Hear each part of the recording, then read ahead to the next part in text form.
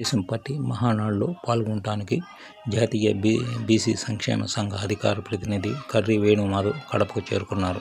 ఈ సందర్భంగా కడప జిల్లా విశ్వబ్రాహ్మణ సంఘ గౌరవ అధ్యక్షులు ఎంఆర్ పద్మనాభాచారి గృహానికి కర్రి వేణుమాధవ్ చేరుకున్నారు. అనంతరం సంఘ నాయకులైన కొందవరం భాస్కరాచారి, పేర్లపాటి శ్రీనివాసాచారి, పేర్లపాటి భాస్కరాచారి, వెదిగూరి గురుబ్రహ్మచారి, ఎంఆర్ రవిశంకర్, బ్రాహ్మణపల్లి విశ్వయ్యలతో జాతీయ బీసీ సంక్షేమ సంఘ అధికార ప్రతినిధి కర్రి వేణుమాధవ్ సమావేశమయ్యారు.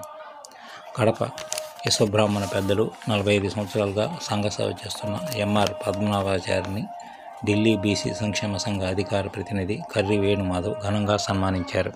ఈ సందర్భంగా అధికార ప్రతినిధి కర్రి వేణుమాధవ్ మాట్లాడుతూ రాష్ట్ర వ్యాప్తంగా ఉన్న విశ్వబ్రాహ్మణులను దృష్టిలో ఉంచుకొని విశ్వబ్రాహ్మణులకు ఎమ్మెల్సీ ఇవ్వాలని ఆంధ్రప్రదేశ్ ముఖ్యమంత్రి నారా చంద్రబాబు నాయుడుకు విజ్ఞప్తి చేశారు.